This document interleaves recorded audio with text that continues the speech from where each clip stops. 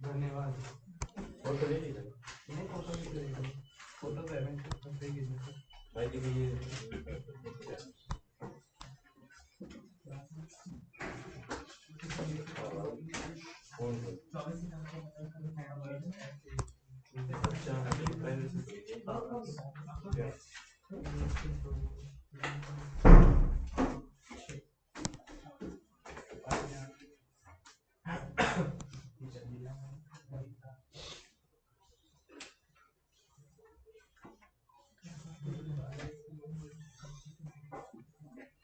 तो आपने फिर रिकॉर्डिंग से फोकस नहीं किया, उससे भी नहीं समझ आया? सर मैंने देखा था सर, रिकैप कर दो, उसी में आ जाता समझ, उसमें तो कुछ भी नहीं आया क्लास में, तो ऑनलाइन तो ऑनलाइन क्लास में नहीं आया, लेकिन रिकॉर्डिंग सुनी थी, ये पूछ रहा हूँ मैं। नहीं सर, उसमें नहीं आया तो बात तो वही है। नहीं, रिकॉर्डिंग में आ जाता है समझ। तो बस थोड़ा रिकैप दे दो, उसी में आ जाएगा। दे दे दे दे।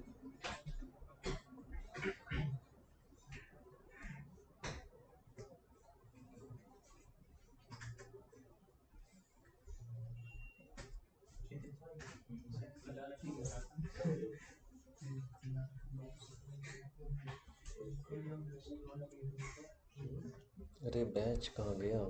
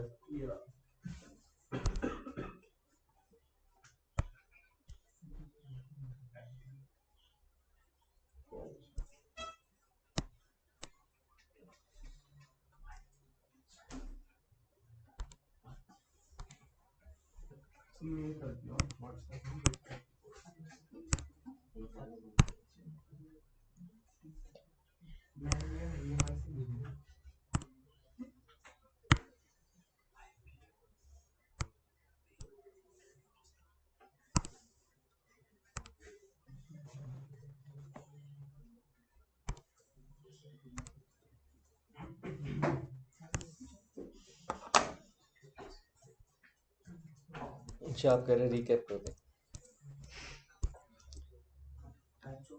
देखो बेटे, हमारा जो लास्ट क्लास में टॉपिक स्टार्ट हुआ था types of contract.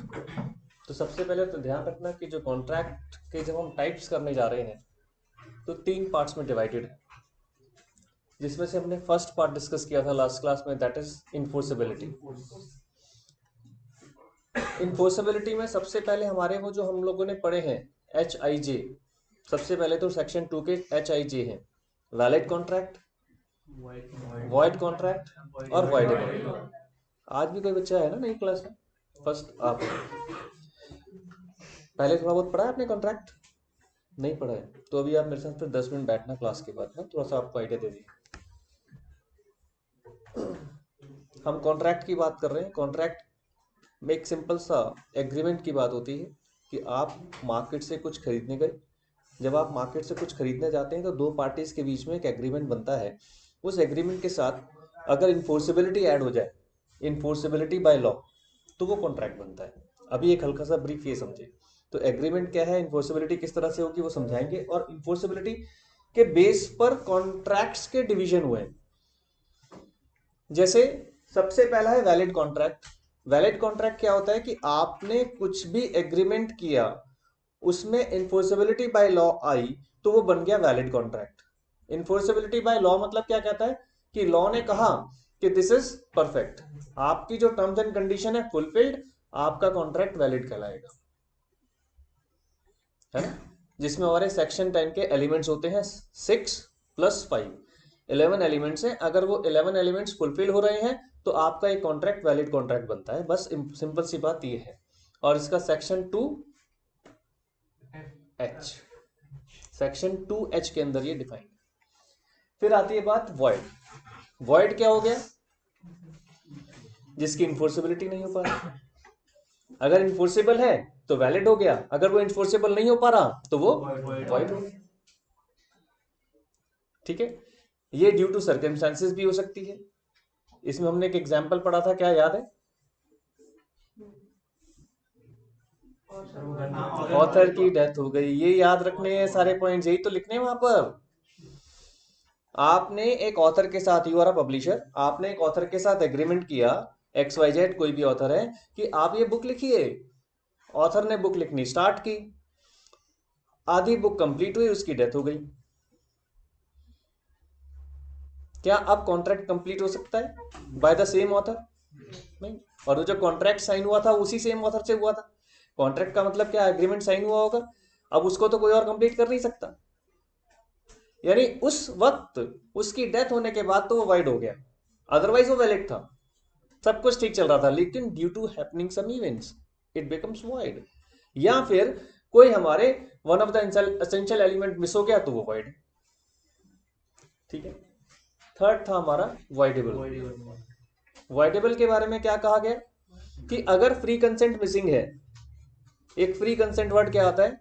Free consent है कि मैंने आपके ऊपर गन पॉइंट रखा और कहा एग्रीमेंट साइन करो, एंड यू साइंड।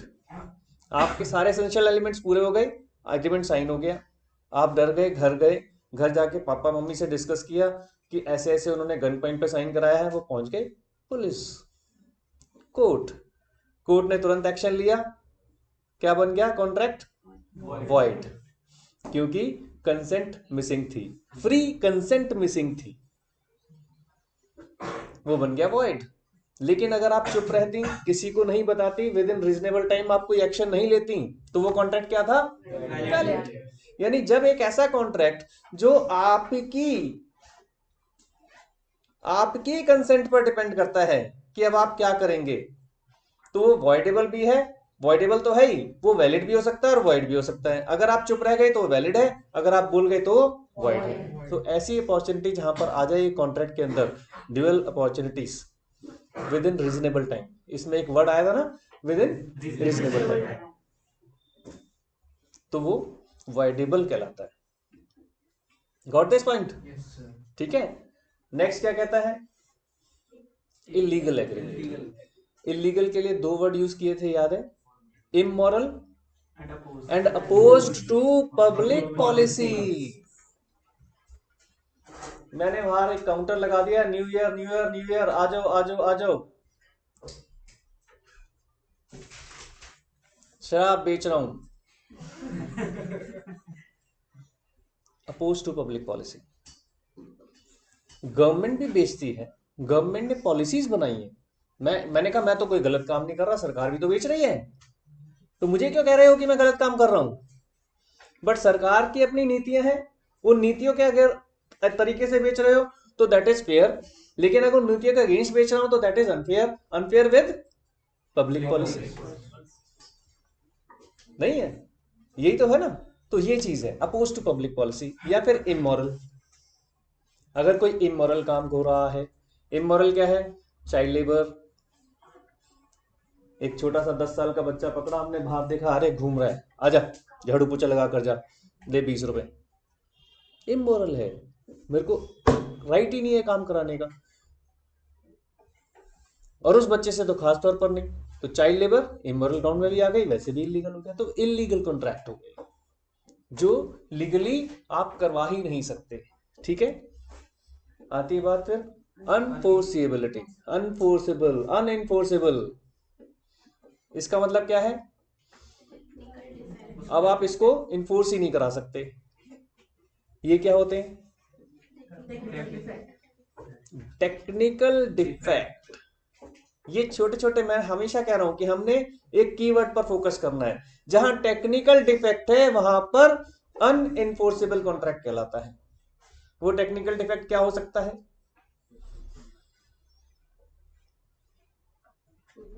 वो कुछ भी हो सकता है। सपोज करें एक टेक्निकल डिफेक्ट मैं बताता हूं, मेरे साथ भी क्या हुआ। My actual name is Yogesh Chandra Gupta. 10th की मार्कशीट जब बन रही, जब 10th का फॉर्म फिल किया जा रहा था, तो one of my teacher told me कि इतने बड़े नाम का क्या करेगा, छोटा कर दे। मैं सर जैसा आपको ठीक लगे। 10th क्लास, 14 साल का बच्चा, 15 साल का बच्चा क्या दिमाग लगाएगा। आजकल तो फिर भी 14-15 साल के बच्चे बहुत समझदार हैं। हमारी एज के टाइम पर तो बिल्कुल डम टाइप के होते थे। पढ़ा ले जितना मर्जी, लेकिन इस तरह के स्टेप्स तो मदर फादर ही लेते थे, और teacher is next to mother father होता है, बल्कि कई बार तो उनसे ऊपर ही होता है। मैंने कहा जी जैसा आपको ठीक लगे। उन्होंने कर दिया योगेश चंद्रा। अब नाम हो गया योगेश चंद्रा, पूरा नाम था योगेश चंद्रा गुप्ता। बड़े खुश रहे, कोई नहीं, आधार कार्ड बना, पूछा नाम क्या है जी, योगेश चंद्र गुप्ता, ने पूरा लिख दिया। अब आधार कार्ड पर नाम आ गया योगेश चंद्र गुप्ता। पैन कार्ड पे पूछा नाम, पहले इतने नामों को लेकर इंडिया के अंदर दिक्कतें नहीं थी। योगेश चंद्र गुप्ता, उससे स्पेलिंग एरर हो गई, उसने RA हटा दिया चंद्रा में से, आ गया योगेश चंद गुप्ता। मैं गया, मैंने कहा यार नाम गलत लिख दिया। कह रहा भाई साहब क्या फर्क पड़ता है। उसने ऐसे ही बोला, पुराना जमाना था ना। मैं ठीक है, कोई फर्क नहीं पड़ता, तो मुझे क्या दिक्कत है, दोबारा से लाइनों में लगो, फॉर्म भरो, ये करो। अब कितने नाम हो गए, 3 नाम। आधार कार्ड में योगेश चंद्र गुप्ता, सर्टिफिकेट में योगेश चंद्र, और वैसे योगेश चंद गुप्ता पैन कार्ड में आ गया। मुझे किसी वजह से गवर्नमेंट मशीनरी के साथ काम करने का मौका मिला। अब जब वहां पर सर्टिफिकेट्स गए, सब कुछ गया, सर्टिफिकेट में योगेश चंद्रा, आधार कार्ड में योगेश चंद गुप्ता, और योगेश चंद्र गुप्ता, पैन कार्ड में योगेश चंद गुप्ता। वो कह रहे भाई साहब कितने लोग हो। मैंने कहा एक ही हूं यार। कहते नो, सारे डॉक्यूमेंट्स ठीक करो, टेक्निकल डिफेक्ट है, सैलरी नहीं मिलेगी। मेरे को शुरू की 2-3 महीने की सैलरी रुक गई। मैं कहा ये तो बड़ी गलत बात है यार। मेरा बंदा आपके सामने खड़ा है, सर्टिफिकेट सारे ओरिजिनल दे रहा हूं, मैंने थोड़ी बनाए हैं घर पर। कहते नहीं, पॉलिसीज है, न्यू पॉलिसीज के अकॉर्डिंग सब चीजें मैच करनी चाहिए। आपका जो एग्रीमेंट हुआ है गवर्नमेंट के साथ, by the name of only Yogesh Chandra, because आपके सर्टिफिकेट्स पर तो योगेश चंद्रा लिखा है। उनका हाँ जी, आप एडवोकेट ऑन रिकॉर्ड जो हो, सॉरी आप एडवोकेट ऑन रिकॉर्ड अलग चीज होती है, आप ऑन रिकॉर्ड जो एडवोकेट हैं वो तो कैसे हैं, योगेश चंद्रा के नाम से। तो आपको चेक तो योगेश चंद्रा के नाम से मिलेगा। बैंक में अकाउंट कौन सा है, योगेश चंद गुप्ता, पैन कार्ड के हिसाब से। मैं कहे तो बच गया मैंने। उस टेक्निकल डिफेक्ट को ठीक कराया गया, तब जाकर सैलरी अकाउंट में क्रेडिट हुई। ये था टेक्निकल डिफेक्ट। आपका 10th का सर्टिफिकेट पे मान लीजिए जो भी नाम है, 12th के सर्टिफिकेट में मान लीजिए AIC, कुछ भी एक वर्ड हट, एक डिजिट हट गया, एक लेटर हट गया, तो टेक्निकल डिफेक्ट हो गया। ये टेक्निकल डिफेक्ट्स हो सकते हैं, और भी कई हैं। मतलब टेक्निकल में मैं ये नहीं कह रहा सर भाई क्या ही है, टेक्निकल डिफेक्ट कुछ भी हो सकता है। हमने आपको क्या पढ़ाया, टेक्निकल डिफेक्ट लॉ ने क्या कहा था, इस पे क्या एग्जांपल लिया था हमने, बताओ। कोई पढ़कर नहीं आया, सब कोई रिवाइज नहीं किया। अरे बाप रे। नहीं, अच्छा है, तुम्हारे चौधरी साहब भी आए हैं। ठंड पड़ रही है हरियाणा में ज्यादा है। नहीं बताओ, मैं कह ही रहा हूँ, I am not making any comment, मैं सीरियसली कह रहा हूँ। हरियाणा खुला खुला है ना, दिल्ली में तो घुसो तो दीवारें इतनी ऊंची ऊंची बिल्डिंग है, तो थोड़ा बहुत ठंड कम हो जाती है। जैसे कभी हम लोग निकलते हैं वॉक करने, तो हम क्या करते हैं कि जो इनर लेन्स में घुस जाते हैं। लाजपत नगर में इनर लेन्स काफी सारी हैं, हर लेन के बाद एक इनर लेन है, तो इनर लेन में इस तरफ भी बिल्डिंग, इस तरफ भी बिल्डिंग, तो ठंड नहीं लगती। अब मेन रोड पर आ जाओ तो ठंड। बताओ भाई। उसमें पैसे नहीं दे रहे। हाँ, वो वाइब्रेट निकल गया था। टेक्निकल डिफेक्ट था ना वहां पर। लॉ ने क्या कहा है आपको, मैंने सबको बताया था, अपने पेरेंट्स को भी समझा दो ये बात, मैंने एग्जाम्पल भी दिया था। अब आप सीए कर रहे हो, तो किसी को बाई चांस अगर घर में नॉलेज ना हो, तो आपको नॉलेज स्प्रेड करनी है ना, अपने पेरेंट्स के साथ शेयर करनी है कि ये पॉसिबिलिटी है।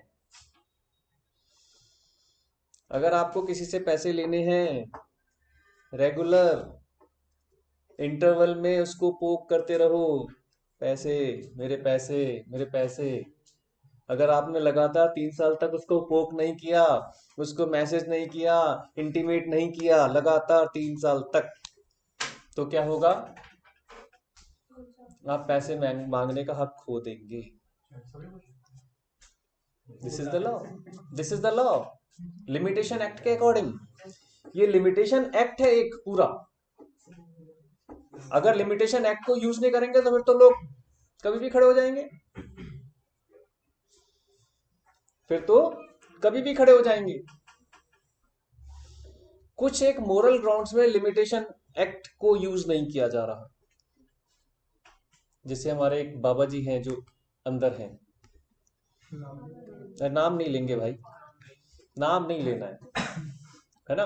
उनके ऊपर एक मोरल ग्राउंड पर कि कंप्लेंट बहुत पुरानी आई लेकिन उस पर एक्शन अब ले लिया गया, वहां पर लिमिटेशन एक्ट नहीं है उस ग्राउंड पर।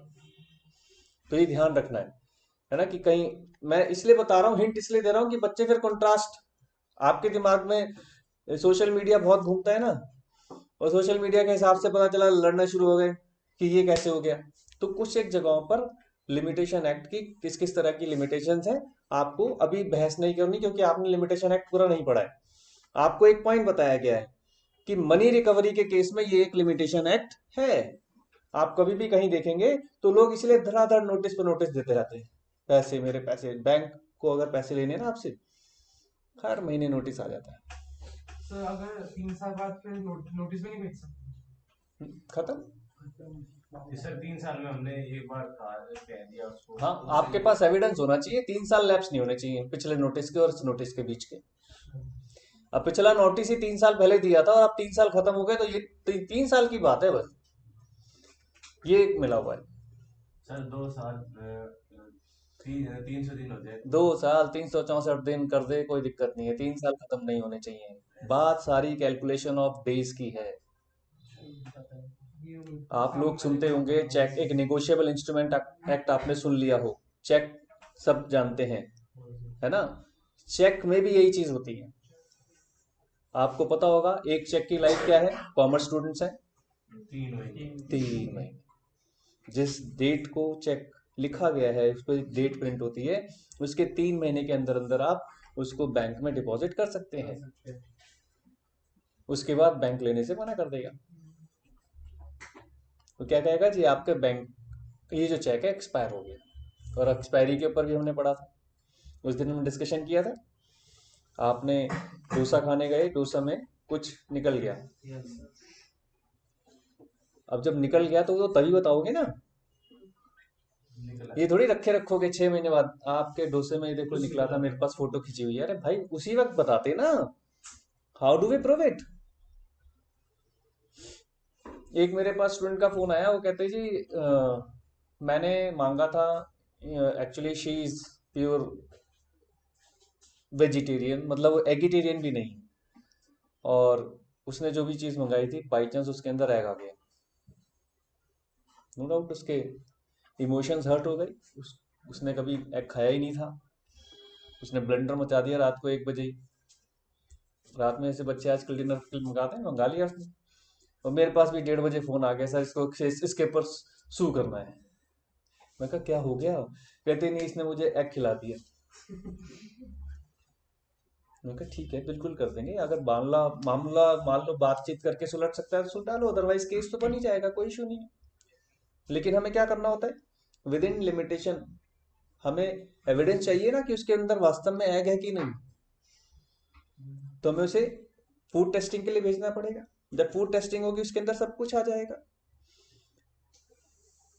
नहीं तो यानी वो सब चीजें, तो इसमें लिमिटेशंस आ गई कि आप कितने टाइम बाद, क्योंकि पता चल जाएगा ना कि कुक होते वक्त डला हुआ था कि नहीं है, कहीं ऐसा तो नहीं आपने खुद ही डाला और हल्का सा उसे माइक्रो कर दिया और पता चला कि उसके अंदर सारी उसकी फ्रेग्रेंस सब कुछ आ गया की। लेकिन वो पता चल जाता है, फूड टेस्टिंग में सब पता चल जाता है। टेस्टिंग के हमारे इक्विपमेंट्स काफी, वो फिर मैंने बातचीत से सुलझाने की कोशिश की। इन छोटी छोटी बातों के लिए थोड़ी होता है, वो तो उन्होंने सॉरी बोल दिया, अपॉलॉजी बोल दिया, उन्होंने कहा कि आपको दूसरा देते हैं, बट वो इमोशनली वाला मैटर था। खैर उस पर ज्यादा डिस्कस नहीं करेंगे, उस पर डिस्कस नहीं करेंगे, आउट ऑफ सिलेबस। अरे यार चुप रहा। जो कह तो रहे उन्होंने कह दिया कि हम आपको सॉरी से क्या होता है? देख बेटा, तेरे जैसे बच्चे तो हमें चाहिए होते हैं, लेकिन क्लासरूम में नहीं, कोर्ट में। अब हर चीज क्लासरूम में थोड़ी पूछेगा मुझसे, तो फिर फीस थोड़ी देगा यहाँ। कंसल्टेंसी फ्री कहा है मैंने, यही तो कहा है कल लास्ट क्लास में, कंसल्टेंसी फ्री है, लेकिन भाई केस अगर लड़ोगे तो फीस दोगे। अब हर चीज यही समझा दूंगा तो फिर कैसे बात बनेगी। तो मैंने भी उसे ये कहा कि बेटा come to the chamber, and she didn't come. हाँ डिस्काउंट दूंगा। चल, मजाक की बात हो रही है, ऐसा कुछ नहीं, क्योंकि हम भी कहते हैं कि कुछ चीजें कोर्ट के बाहर ही सुलझ लो, ज्यादा अच्छा है। आप लोग पढ़ने वाले बच्चे हो, टाइम वेस्ट होता है, फायदा कुछ नहीं। हाँ जी, हमारा जो सेकंड पार्ट था, हमने कहा था कि हमने कॉन्ट्रैक्ट को 3 बेसिस पर डिवाइड किया है। पहला इन्फोर्सेबिलिटी, दूसरा फॉर्मेशन, और तीसरा परफॉर्मेंस। अब हमारे फॉर्मेशन पर, फॉर्मेशन से क्या मीनिंग होता है? सिर्फ एक जनरल लॉ वाला मीनिंग नहीं। फॉर्मेशन क्या है? कुछ बनाना, कुछ फॉर्म करना। इसका मतलब फॉर्मेशन के टाइम की बात हो रही है यहाँ पर, है ना। एग्रीमेंट या कॉन्ट्रैक्ट जब फॉर्म हो रहा होगा उस वक्त की बात हो रही है। ओपन योर रजिस्टर, ठीक है। कोई छोटा छोटा लिखते हुए चलेंगे। हो गया बेटा क्लियर? थोड़ा सा आपको अर्पित आया कुछ समझ? मैं भूल जाऊं तो आपने क्लास का रुकना है, कहीं ऐसा ना हो कि मैं भी आप लोगों के साथ चले जाऊं, तो आपने रुकना है थोड़ा सा। मैं आपको कॉन्ट्रैक्ट का बेस बताऊंगा जिससे इजी रहेगा। देखो बेटा, on the basis of formation की बात हो रही है। फॉर्मेशन का मतलब क्या हुआ? आप कॉन्ट्रैक्ट बनाने जा रहे हैं। आप जब दुकान पर कुछ भी सामान खरीदने जाते हैं, कुछ भी गुड्स खरीदने जाते हैं, तो क्या करते हैं? मुंह से बोलते हैं ना, एक्सप्रेस। आपको क्या चाहिए, आप एक्सप्रेस करोगे ना।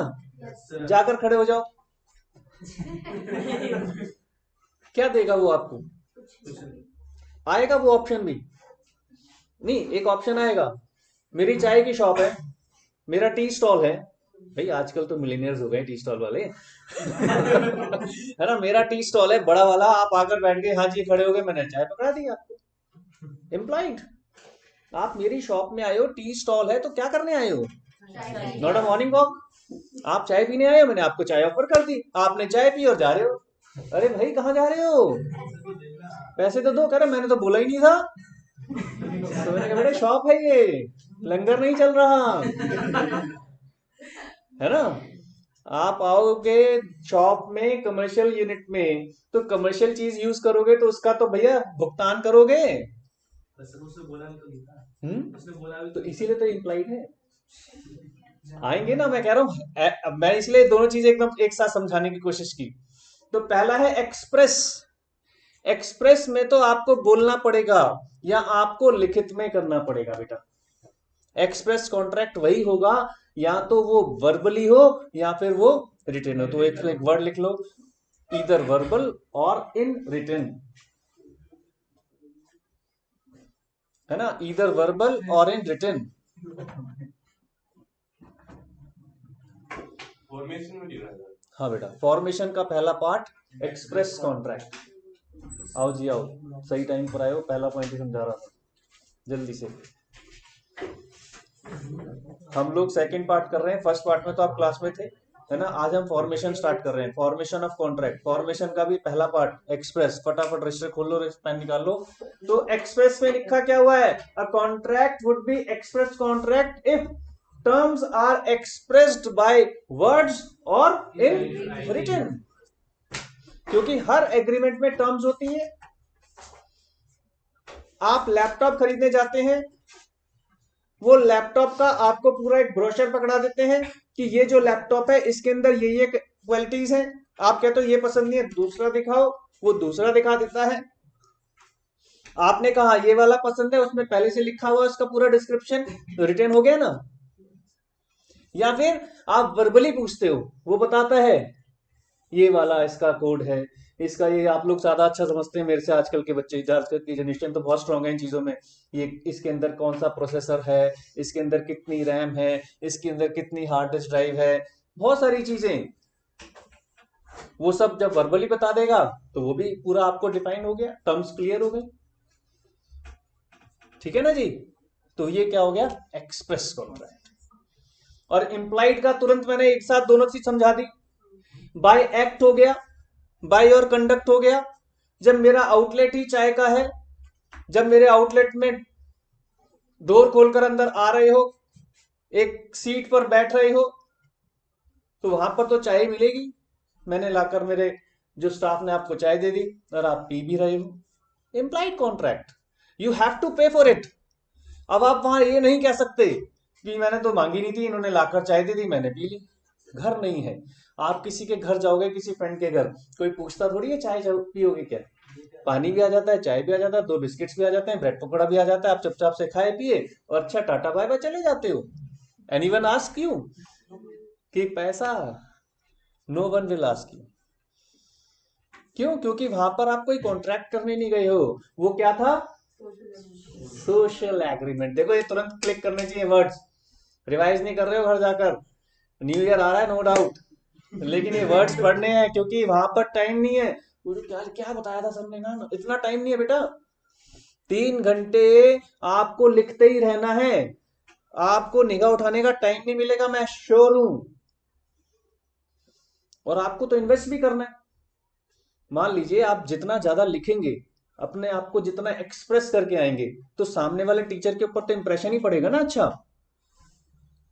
और जेन्युइन कब लिख पाएंगे? जब आपको ये वर्ड्स बार बार क्लिक होते रहेंगे एकदम से। सोशल एग्रीमेंट था, सोशल एग्रीमेंट में कोई कंडीशन ही नहीं है, कुछ मतलब ही नहीं बनता, वो कॉन्ट्रैक्ट बनता ही नहीं। बट जहां पर आप शॉप में चले गए, वहां पर एम्प्लॉइड है, वहां पर आपको पेमेंट करना पड़ेगा। डीटीसी की बस आप चढ़ गए तो भैया कॉन्ट्रैक्ट तो आपने कर लिया, पेमेंट तो करोगे। कोई नहीं करता भाई।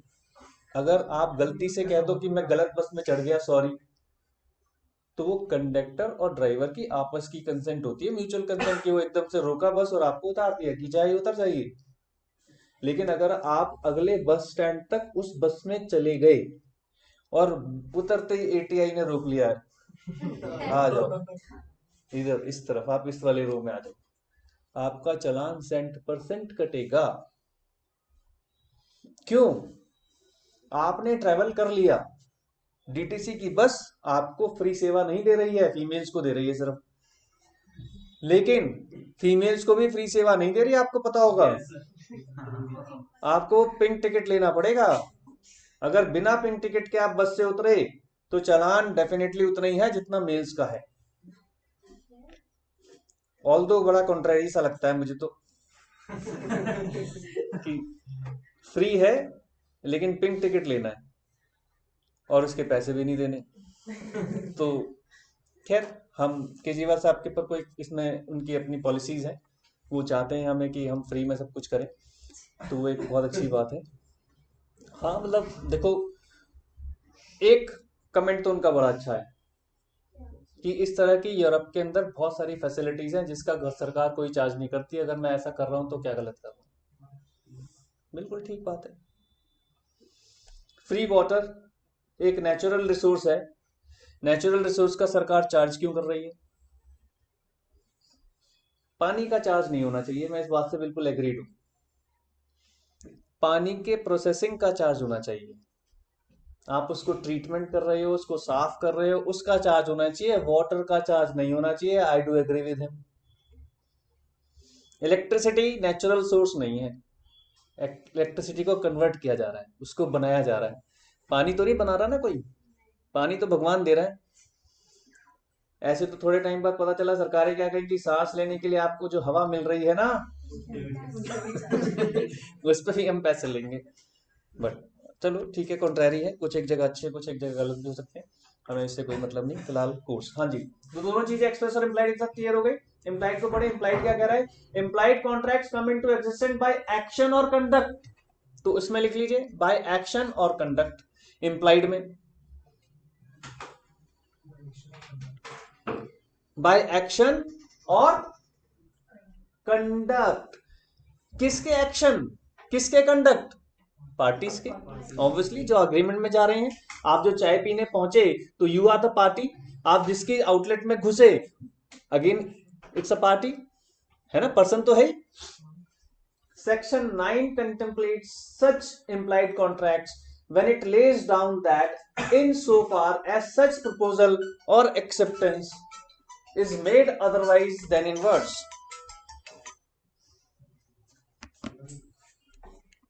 Sorry. The promise is said to निकाल गया. Then contemplate such implied contracts when it lays down that in so far as such proposal or acceptance is made otherwise than in word. Otherwise than in words. समझ रहे हैं? यहां ना तो मैंने कुछ बोला ना कुछ लिखित में किया, just only by my conduct. DTC की बस में चढ़े, कंडक्टर आवाज नहीं लगाता. प्राइवेट वाले आवाज लगाते हैं, लेकिन जो एक सरकारी डीटीसी की बस है वो कभी आवाज नहीं लगाता.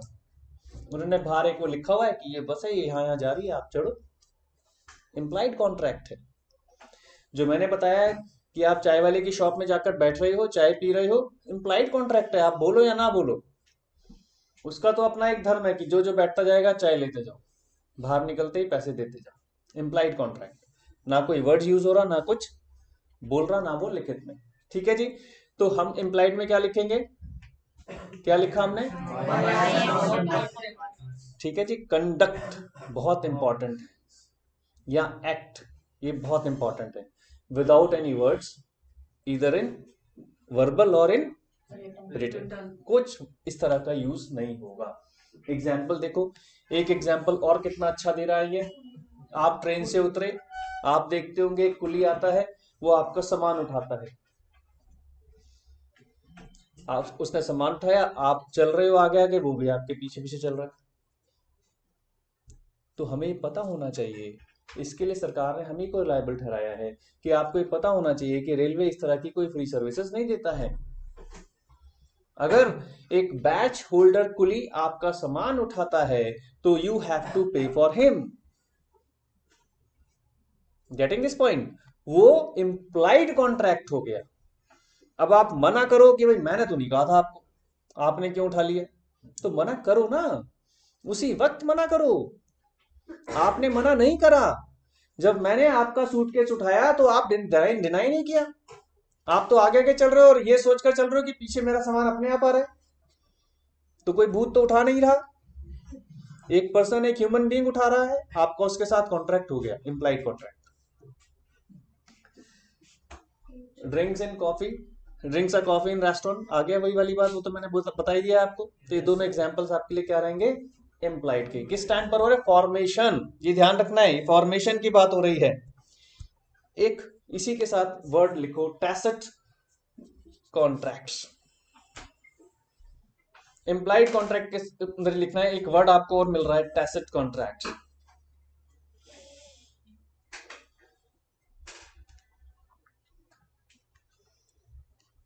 इनको कहता है साइलेंट.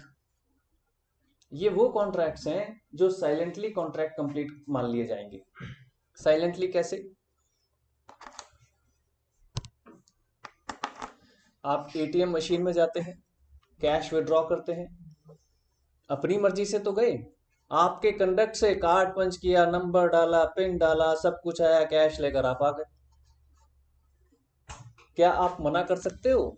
क्या आप ये कह सकते हो कि नहीं नहीं ऐसा तो कुछ हुआ ही नहीं, ना हमने कुछ बोला, ना हमारे कोई रिटर्न है, अपने आप चुपचाप ने मशीन ने पैसे निकाल के हम तो आ गए. मेरे बैंक से कैसे पैसे निकल गए? हमने तो मशीन से ले लिए. कॉन्ट्रैक्ट बन गया ऑटोमेटिकली आपके और आपके बैंक के बीच, विदाउट एनी वर्बल वर्ड्स और इन रिटन वर्ड्स. वो अपने आप में एक साइलेंट कॉन्ट्रैक्ट है. You can not deny it. ठीक है जी. तो आप उसको कह ही नहीं सकते. हाँ, जो फ्रॉड्स होते हैं उनका एक अलग सिस्टम है, उनके लिए आपको बोला गया है कि आप विद दिस टाइम आपको कंप्लेंट करना पड़ेगा. अदरवाइज तो आपने देखा भी होगा, आजकल मैसेज आता है, आपने अगर ये किया है तो ठीक है, अगर नहीं किया है तो फटाफट इस नंबर पर आप मैसेज ड्रॉप करें. वो अलग तरह के, उन फ्रॉड्स की सेफ्टी के लिए बनाया गया. अदरवाइज एटीएम मशीन के साथ आपने जो भी कॉन्ट्रैक्ट किया, कहीं पर वर्बल में नहीं है, कहीं पर रिटन में नहीं है, लेकिन वो कॉन्ट्रैक्ट माना जाएगा. साइलेंट कॉन्ट्रैक्ट, टैसिट कॉन्ट्रैक्ट का पार्ट आप पिक्चरों में देखते हैं. अगला एग्जाम्पल, वो एक हैमर यूज होता है, कोर्ट में भी यूज होता है और सच में होता है क्या सर? ऑक्शन में भी यूज होता है। कोर्ट में? हाँ जी बेटा, कोर्ट में? हाँ होता है बेटा।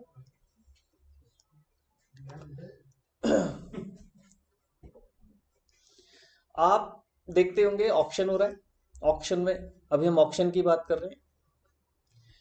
ऑक्शन में आपको पता होगा कि सब कुछ एक प्रोसीजर है, जो ऑक्शन का पहले प्रोसीजर हो जाता है, चाहे न्यूज़पेपर में ऐड आना है या जैसे मर्जी ऐड आना है, उसके बाद एक ऑक्शन कंडक्ट होती है। फिर आपने देखा भी होगा कि लोग खड़े होकर बोली बोलते हैं, 2 लाख 10 लाख 20 लाख 1 करोड़ 2 करोड़ बोली बोलती है। जो लास्ट का जो बिडर होता है, जो फाइनल, जिसके बाद कोई अब बिड नहीं लगा रहा, क्या माना जाता है कि हाईएस्ट बिडर को वो कॉन्ट्रैक्ट मिल जाएगा जो भी है। तो जैसे ही हैमर ढाव टेबल पर पड़ता है तो अपने आप में ये एक साइलेंट कॉन्ट्रैक्ट है कि जैसे ही हैमर टेबल पर आया तो वो हाईएस्ट बिडर के साथ कॉन्ट्रैक्ट बन गया। ना कोई मुंह से बोलने की जरूरत है, ना कुछ लिखित की जरूरत है। हैमर का पड़ना उस टेबल पर इस बात की एविडेंस है कि कॉन्ट्रैक्ट किसके फेवर में चला गया, उस हाईएस्ट बिडर के। ठीक है जी। बच्चों के क्वेश्चंस आते हैं, बाद में वो पैसे देने से मना करते हैं, बात के इशू है। हम आपको कॉन्ट्रैक्ट की बात बता रहे हैं फॉर्मेशन के टाइम पर, तो ये कॉन्ट्रैक्ट फॉर्म हो गया उस हाईएस्ट बिडर और उनके बीच में। Got this point? ये था हमारा टैसिट कॉन्ट्रैक्ट, लिखा भी हुआ है, when a sale is given effect to at the fall of the hammer in an auction sale. ये सब क्या है? इम्प्लाइड बाय कंडक्ट, ये कंडक्ट है एक। Got this point? सबको, किसी को डाउट? एक्सप्रेस और इम्प्लाइड में कोई डाउट नहीं है? थर्ड लिखें, ये एग्जाम्पल जरूर याद रखने हैं, लिखना चाहो जरूर लिखना, छोटा छोटा वर्ड। क्वेसी कॉन्ट्रैक्ट, बहुत सारे बच्चे, मैं आप पर कमेंट नहीं कर रहा हूं, लेकिन एक मिक्स कमेंट है, ऐसा होता है, हमने देखा है बच्चों को। बहुत सारे बच्चे ग्रेजुएट कर जाते हैं, ग्रेजुएशन हो जाती है, बहुत सारे बच्चों को क्वेसी कॉन्ट्रैक्ट का कॉन्सेप्ट क्लियर नहीं होता, क्योंकि वो सिर्फ डेफिनेशन रटते रह जाते हैं। डेफिनेशन तो अलग चीज है, देखो वो तो लिखनी पड़ेगी। कॉन्ट्रैक्ट क्या है, हमारे दिमाग में क्लियर होना चाहिए। उसका एक ही एग्जाम्पल आप याद रख लोगे, सारी जिंदगी आपके लिए फिट रहेगा। मैंने लास्ट टाइम भी बताया था, मेरा वॉलेट गिर गया, वॉलेट आपको मिला, किसी को भी मिला, XYZ, या आपके अलावा किसी को भी मिला, ये उसकी ड्यूटी है कि वो वॉलेट मुझ तक पहुंचाए। ये ड्यूटी किसने दी है इसको? कॉन्स्टिट्यूशन ने। कॉन्स्टिट्यूशन कहता है कि ये आपकी ड्यूटी है। कॉन्स्टिट्यूशन में 2 ही चीजें मिली ना, मैं बार बार डिस्कस करता हूं, राइट्स एंड ड्यूटीज। अगर आपको राइट्स भी मिले तो आपको ड्यूटीज भी मिली हैं। आपका ड्यूटी है पीस और हार्मनी को बनाए रखना, आपकी ड्यूटी है कि किसी के काम में डिस्टरबेंस ना करना, आपकी ड्यूटी है कि अगर कभी कुछ इस तरीके का एक्टिविटी हुई तो आप उसको रिजॉल्व करवाएं। मेरा वॉलेट कहीं खो गया तो वो उसकी ड्यूटी है कि वो हम तक पहुंचाए। इसीलिए सबको पता होगा, लास्ट क्लास में बच्चा डिस्कस कर रहा था कि भाई वॉलेट खो गया है और उसमें उनका वो था आधार कार्ड और वो, इसीलिए गवर्नमेंट ने पोस्ट ऑफिस वालों को एक फ्री सर्विस दी है, जो वो आपसे कभी चार्ज नहीं करेंगे, कि आपको किसी का आधार कार्ड, पैन कार्ड या कोई भी इस तरीके का डॉक्यूमेंट जिसके ऊपर उसका एड्रेस है, आप पोस्ट ऑफिस में, पोस्ट बॉक्स में डाल दीजिए, लेटर बॉक्स में, वो अपने आप उस तक पहुंच जाएगा। You don't need to be worry कि भैया अब ये कैसे किसी को पहुंचाना, कुछ नहीं करना आपको, हर घर के आसपास मिल जाता है लेटर बॉक्स रेड कलर का, बस आपको उसमें ड्रॉप करना है। कुछ चार्ज हुआ? कुछ भी चार्ज नहीं हुआ, सीधा उसमें डाल दो, वो उस तक पहुंचा देंगे। ये लेटर बॉक्स, ये पोस्ट ऑफिस वालों की ड्यूटी है, वो अपने आप से पहुंचा देते हैं।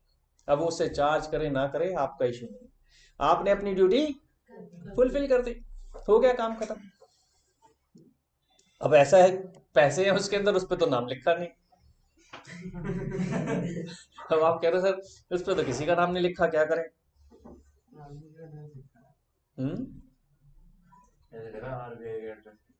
RBI का, उसमें भी एक ड्यूटी है, आप आसपास अगर टाइम लगा सकें तो कंसर्न पुलिस स्टेशन पे या कंसर्न पुलिस ऑफिसर को आप कह सकते हैं कि आई गॉट दिस वॉलेट और इस तरीके से इसके अंदर इतने पैसे हैं, तो please kept it with you. Why so? क्योंकि जिसका वॉलेट खोया है वो कंप्लेन कराएगा, वो ये कंप्लेन कराएगा कि मेरे उसके अंदर इतने रुपए थे।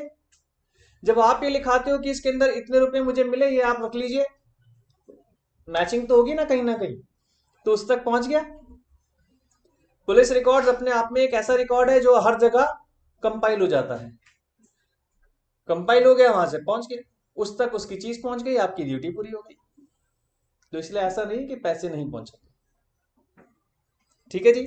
तो क्वेसी कॉन्ट्रैक्ट का एग्जांपल आपको क्लियर हो गया। अब इसको समझे वो क्या कह रहे हैं। Quasi contract is not an actual contract. तो पहले तो ये लिखो first point, not an actual contract. ये जरूर बताना है आपको कि ये एक्चुअली में कोई कॉन्ट्रैक्ट नहीं था, नॉट एन एक्चुअल कॉन्ट्रैक्ट। ठीक है।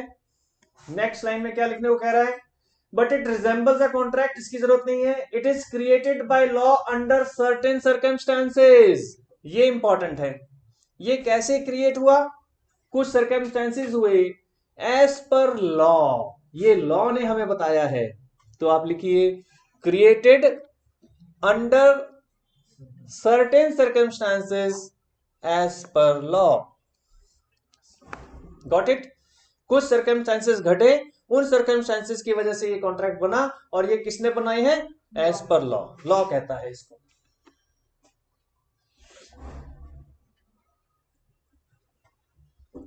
अब आगे और भी, अभी खत्म नहीं कर रहा। मुझे पता चल गया मेरा वॉलेट आपके पास है, आप अपनी ड्यूटी फुलफिल नहीं कर रहे, मुझे पता चल गया आप अपनी ड्यूटी फुलफिल नहीं कर रहे, तो मेरा राइट्स तो क्रिएट हो गए to take action against you because you are not fulfilling your duty. मेरे राइट्स तो बने हुए हैं। मेरा राइट तो क्या है कि मेरी प्रॉपर्टी मेरी, आप ड्यूटी फुलफिल नहीं कर रहे हैं। तो अब देखो अगली लाइन में क्या कह रहा है, the law creates and enforces legal rights and obligation when no real contracts is over there. Law क्या करवा रहा है, लीगल राइट्स क्रिएट करवा रहा है। तो नेक्स्ट लाइन में लिखिए legal rights and obligations emerges. Legal rights and obligations emerges even though there is no real contract. Even though there is no real contract.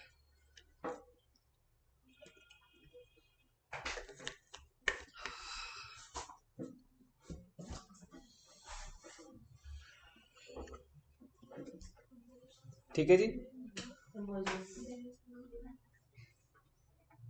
तो ये क्या कैसे खत्म कैसे कर रहा है, ये जो ऑब्लिगेशन है ना, यही क्वेसी कॉन्ट्रैक्ट है। यानी ये जो लीगल राइट क्रिएट हुआ ना आपके फेवर में, ये जो लीगल ऑब्लिगेशन क्रिएट हुआ आपके फेवर में, इसी को क्वेसी कॉन्ट्रैक्ट कहते हैं। तो लिख दीजिए last line, this legal rights and obligation is known as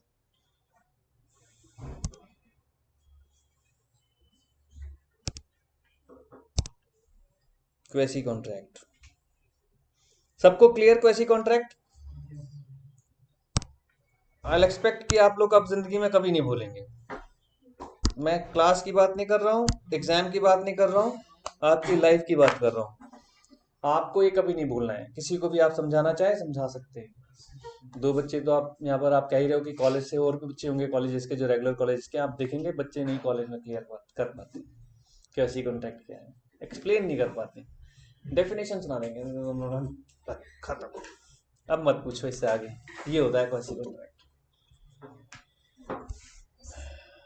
मैंने एग्जाम्पल सारा समझा ही दिया, वही एग्जाम्पल है, तो इसको बार बार इसकी जरूरत नहीं है ना। वॉलेट का एग्जाम्पल अपने आप में दी बेस्ट है। इसका fourth and last, E contracts. ये तो आप मुझे पढ़ा दोगे। ई कॉन्ट्रैक्ट में तो बच्चे आजकल इतने ज्यादा आगे निकले हुए हैं। है ना, हम पूछ पूछ के करते हैं। क्या है ई कॉन्ट्रैक्ट? ऑनलाइन, जो भी ऑनलाइन कॉन्ट्रैक्ट आप कर रहे हैं थ्रू सोशल मीडिया या कुछ भी इस तरीके के, वो सब कॉन्ट्रैक्ट क्या है?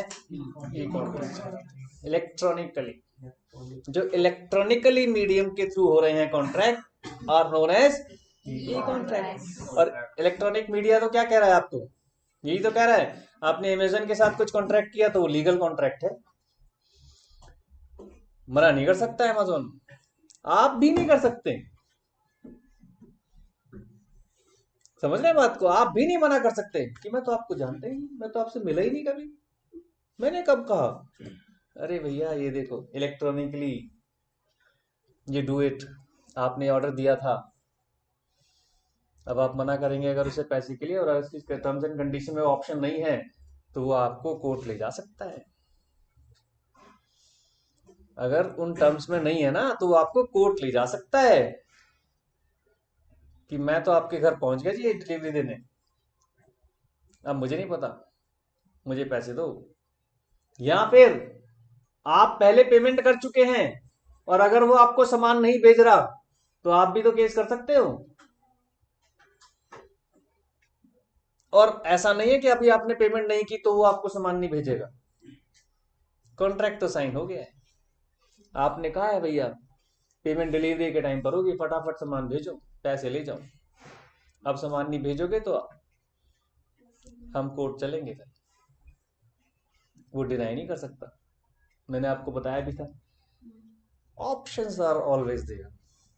वो कुछ दूसरे दूसरे गेम खेल जाते हैं, जैसे मैंने बताया मेरे साथ ही किया था, डिलीवर्ड, आप थे नहीं, वो गेम खेल जाते हैं। आप तो थे ही नहीं जी, डोर लॉक था, हमारा जो पर्सन था वो गया डोर बेल बजा बजा के थक गया, आप बाहर ही नहीं आए, वो वापस आ गया। मैंने कहा रीडिलीवर कर दो सर, वो पॉलिसी के अगेंस्ट है। अब वो उनकी कहीं टर्म्स एंड पॉलिसी में लिखा होगा, ठीक है। जैसे आप जब सेल पर कुछ सामान खरीदने जाते हैं, एक बड़ा हिंदुस्तान में बड़ा एक फोबिया सा है, sale sale sale sale sale. Sale का मीनिंग क्या है? कुछ नहीं, वही तो है जो सेल है, लेकिन हम उस सेल वर्ड से कितना इंस्पायर हो जाते हैं। दे आर इन्वाइटिंग यू कि आ जाओ, सेल तो है ही है, हर दुकानदार सेल के ही तो लिए बैठा है। आप कुछ बोलो, ऑफर्स चल रहे हैं, डिस्काउंट चल रहा है, लेकिन हम सेल वर्ड से इंस्पायर हो जाते हैं। अब आप जाएंगे वहां पर, वो क्या उनकी कंडीशंस होती है, once sold will not be return back, वो उन्होंने कंडीशन बना रखी होती है ना कंडीशन। अब आप वापस नहीं कर सकते, प्रॉब्लम्स हैं। कुछ जगह लीगल राइट्स क्रिएट हो जाते हैं, लेकिन कुछ जगह नहीं भी होते, ठीक है। तो ये हमारे जो ई कॉन्ट्रैक्ट की बात है कि जो भी इलेक्ट्रॉनिक मीडिया, तो आप उसमें एक वर्ड लिख लो, contracts via electronic medium, contracts via electronic medium. अब इलेक्ट्रॉनिक मीडियम में सब कुछ आ जाता है, आप व्हाट्सएप पर भी दे सकते हो मैसेज उसको कॉन्ट्रैक्ट, आप ईमेल के थ्रू भी दे सकते हो आप, है ना। अब तो उस दिन बता रहा था इंस्टाग्राम के थ्रू भी चल रहे हैं, फेसबुक से भी चल रहे हैं। मतलब उस दिन जब मुझे पता चला इंस्टाग्राम, तो उसने ही बताया भाई साहब फेसबुक से भी चल रही है सेल परचेज। आएगा सो मतलब मैं पहली बार सुन रहा था, मैंने कभी देखता तो था कि ऐड आ रही है, मैं तो उसको ऐड समझता था, तो पता चला नहीं, उस प्लेटफॉर्म पर भी सेल परचेज हो रही है, तो भी हो गया इलेक्ट्रॉनिक मीडियम, ठीक है। इसमें और कुछ ज्यादा हमें करने की जरूरत नहीं है। एक वर्ड ये जो लिख रहे हैं ईडीआई, इलेक्ट्रॉनिक डाटा इंटरचेंज, याद रह जाए तो लिख देना, नहीं तो कोई जरूरत नहीं है। एक वर्ड आ रहा है इसमें EDI, electronic data interchange, not so important. हाँ, एक वर्ड अच्छा आ रहा है, साइबर कॉन्ट्रैक्ट्स। एक्चुअली जो इलेक्ट्रॉनिक मीडिया के थ्रू इस तरह की चीजें चलती हैं, तो वो साइबर लॉ के अंदर कवर होती हैं, है ना, उसमें साइबर लॉ भी इन्वॉल्व हो जाता है। अभी इसमें ज्यादा डिटेल में मत जाना कि साइबर लॉ क्या है, यानी इस तरीके के जो एग्रीमेंट्स जो चल रहे हैं सोशल मीडिया पर, जो भी चीज चल रही है वो सब साइबर लॉ के अंदर आ जाती है। आप सुनते होंगे कि लोग कुछ कभी कभी गलत कमेंट्स लिख देते हैं, साइबर लॉ, साइबर क्राइम, कोई गलत पोस्ट डाल देते हैं किसी के बारे में, कोई गलत फोटोज डाल देते हैं, तो वो सब साइबर क्राइम में आ जाता है। तो साइबर लॉ बना हुआ है उसके लिए। साइबर मतलब जो इंटरनेट के थ्रू जो चल रहा है, इलेक्ट्रॉनिक मीडियम के थ्रू जो भी चल रहा है, अगर उसमें कुछ क्राइम हो रहा है तो उसके अंदर साइबर लॉ भी अट्रैक्ट हो जाता है। तो जब इलेक्ट्रॉनिक मीडियम से आप कोई ऑर्डर दे रहे हो तो उसमें अंदर साइबर लॉ तो इन्वॉल्व हो ही जाएगा। ठीक है, तो कितने तरह के हमने पढ़े फॉर्मेशन के लिए? 4, express, implied, quasi and E contract, जिसमें सबसे ज्यादा टेक्निकल होता है क्वेसी। इसको आपने खास ध्यान रखना है, और एग्जाम के अंदर one of the favourite question होता है क्वेसी कॉन्ट्रैक्ट, बीकॉम में भी ध्यान रखना। आ जाओ जी, third one is performance. Third one is performance. छोटे छोटे वर्ड्स हैं, वो अपने आप में अपने आप को डिफाइन करते हैं बेटा। एग्जीक्यूटेड, पहला क्या है? एग्जीक्यूटेड। परफॉर्मेंस, परफॉर्मेंस का मीनिंग है परफॉर्म करना, कुछ करना, जिस चीज के लिए एग्रीमेंट हुआ है वो करना। मैंने कहा था आप मेरी कार खरीदना चाह रहे हो, 2 लाख रुपए प्राइस फिक्स हो गया, आप क्या चाह रहे हो? मेरी कार खरीदना। आपको क्या परफॉर्म करना है? 2 लाख रुपया देना। मुझे क्या परफॉर्म करना है? अपनी कार आपको देना। इसी को कहते हैं परफॉर्मेंस। आप लैपटॉप खरीदने जाते हैं, आपकी ड्यूटी दुकानदार को पैसे देना और दुकानदार की ड्यूटी आपको लैपटॉप देना।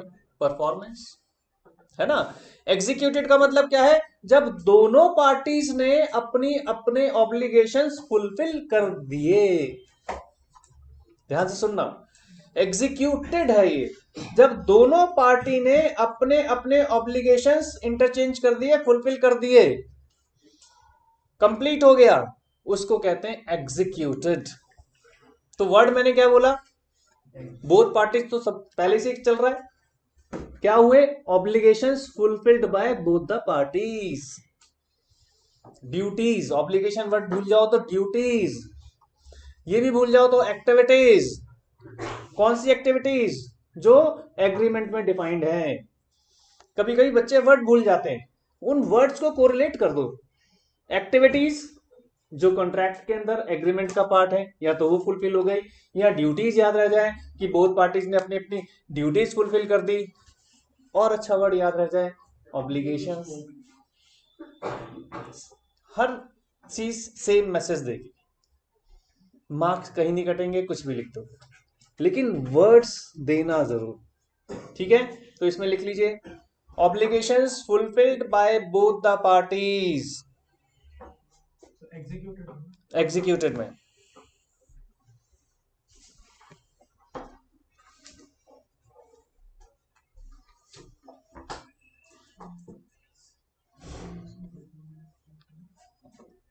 ठीक है। इन्होंने एक वर्ड यूज किया फॉरबेरेंस। ये क्या होता है?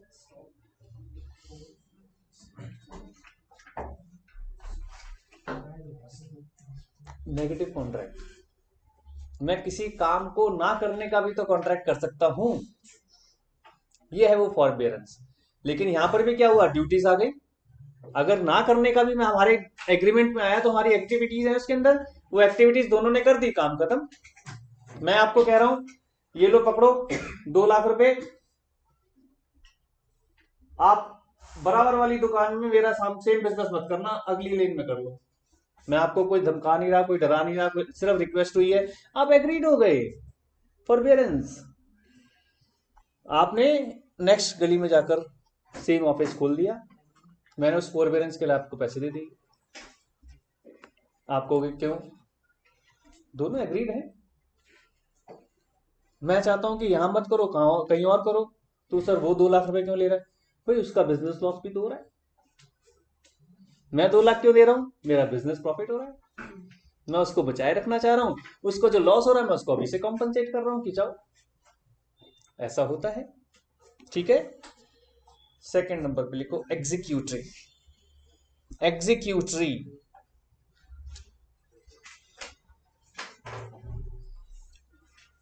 एग्जीक्यूटरी में होता है वर्क इन प्रोग्रेस।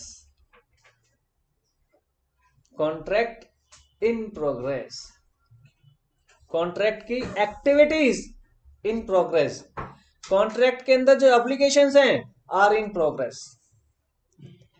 तो ये दो तरह के हो सकते हैं, यूनिलेटरल भी और बाइलेटरल भी। अगर दोनों तरफ से इन प्रोग्रेस हैं, अगर दोनों तरफ से इन प्रोग्रेस हैं तो बाइलेटरल हो गए। एक कंप्लीट कर गया, एक के इन प्रोग्रेस है, समझ गए? यानी अभी हमारे ऑब्लिगेशंस फुलफिल नहीं हुए। अगर दोनों के ही नहीं हुए तो बाइलेटरल, एक के हो गए, एक के रह गए यूनिलेटरल। जैसे आपने अमेज़न पर लैपटॉप ऑर्डर कर दिया, आपने जब लैपटॉप ऑर्डर किया आपने पेमेंट कर दी, आपकी तरफ से तो कंप्लीट हो गया। अब तो लैपटॉप वहां से आना है, क्या हो गया ये यूनिलेटरल, अमेज़न की तरफ से बचा हुआ है पेंडिंग। ना आपने पेमेंट की ना उसने अभी तक लैपटॉप भेजा, तो वो तो क्या हो गया बाइलेटरल। अभी दोनों ने फुलफिल करनी है, जैसे ही लैपटॉप आएगा वैसे ही आप पेमेंट करेंगे। Getting my point? तो ये यूनिलेटरल भी हो सकता है, बाइलेटरल। किससे रिलेशन है? ऑब्लिगेशन से रिलेटेड, ड्यूटी से रिलेटेड, उस एक्टिविटी से रिलेटेड जो कॉन्ट्रैक्ट का पार्ट है। कुछ भी लिख सकते हैं तीनों में से। Got it? तो बस इसमें सिर्फ लिख लीजिए ए यूनिलेटरल, बी बाइलेटरल, बस।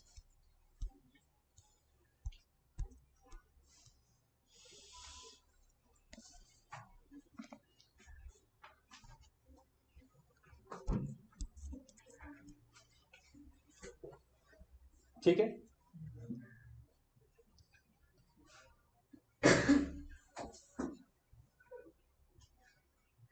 कोई और डाउट्स बताओ? आज क्लास इतनी रखेंगे क्योंकि नया टॉपिक नई क्लास में स्टार्ट करेंगे, दैट इज प्रपोजल। एक नया चैप्टर है, मैं आगे से थोड़ा थोड़ा स्पीडी हो जाएंगे, कोशिश करेंगे कि एक एक चैप्टर का कंटेंट एक एक क्लास में कंप्लीट करते चले, छोटे छोटे पार्ट्स वाले, यानी पूरा चैप्टर तो एक बार में नहीं करेंगे, फिर वो बहुत ज्यादा हबड़ी दबड़ी हो जाएगी, वो नहीं करेंगे। समझ आ गया आपको? तो टाइप्स ऑफ कॉन्ट्रैक्ट क्लियर, तीनों पार्ट्स क्लियर, नोट्स बन रहे हैं छोटे छोटे, पक्का ना? अगली क्लास में छोटा सा टेस्ट लेंगे, छोटा सा टेस्ट लेंगे अगली क्लास में, रिटन, ज्यादा बड़ा नहीं, 15 मिनट का, ओनली 15 मिनट्स टेस्ट। छोटे छोटे टेस्ट लेते चलेंगे, जितना अब तक पढ़ा है तब उस तक का, ठीक है? No one will be exempted, even you too. No one will be exempted कि भाई मैंने ये नहीं पढ़ा, मैंने वो नहीं पढ़ा, कुछ नहीं होता, मुझे पता चल जाएगा। यही तो होगा कि आपने कहा ना कि भाई मैंने नहीं पढ़ा, तो मैं उसका कुछ वो नहीं, कोई मार्क्स का खेल नहीं है, सिर्फ नॉलेज का खेल है। मैं चाह रहा हूं कि लर्निंग साथ साथ चलती रहे, है ना? क्योंकि मेरा एक उद्देश्य है कि हमारा जो लॉ है वो बाकी सब्जेक्ट की तरह कंफर्ट जोन वाला बने, हर चीज बड़ी अच्छे से क्लियर होती है ना, maths, stats, eco, accounts, law भी उसी तरह से बन जाए, हैंडी हो जाए हम। जब भी कोई पूछ ले, मम्मा सोते उठा के पूछे ना, बेटा जरा बता बायलैटरल कॉन्ट्रैक्ट क्या होता है, सोते सोते आंसर दे दो, ऐसी सी चीजें हो जाए। आपको बस रेगुलर ना, ये जो मैं इसीलिए बोल रहा हूँ बेटा, कीवर्ड्स को रिवाइज करके आना, है ना? बड़ा अच्छा सा लगता है जब आप एक्टिवली, जैसे उन्होंने बोला सोशल एग्रीमेंट, बड़ा अच्छा सा लगता है कि हाँ, और ये आप सबके अंदर होती हैं बातें, ऐसा नहीं कि आप नहीं बोल पाओगे। वो नेचर, शाय नेचर हटा दो, बोलना है पटाख एकदम। ये क्या होगा, या तो गलत होगा या सही होगा, गलत होगा तो अगली क्लास में सही हो जाएगा, और सही होगा तो सही तो अच्छा ही, ठीक है ना? हम लोग नॉर्मली इसीलिए हेजिटेशन में हम सबसे ज्यादा अपना लॉस करते हैं, और मैं हेजिटेशन ही नहीं चाहता। अगली क्लास कब है? 31 को ही पढ़ रही है क्या? अरे हाँ है, क्यों? वो आएगा ना, तो क्या प्लान कर रहे हो आप लोग 31 का? कुछ बता दो हमें भी, बच्चे हमें इनवाइट ही नहीं करते हैं। सबसे ज्यादा तो पेपर का प्लान, सबसे ज्यादा फिलहाल तो पेपर का प्लान है, जो टेस्ट नहीं टेस्ट समझा। दे दिया आपने, उसका तो बताया 15 मिनट का छोटा सा टेस्ट है मेरा। टेस्ट अभी मैंने बताया ना, कोई मार्क्स नहीं, कोई कुछ नहीं है, ये आप अपना टेस्टिंग खुद करेंगे। तो सर ने कुछ प्रोग्राम नहीं रखा 31st का? क्या रखना है? पार्टी रखनी? पहले क्लास ऑफ करते हैं।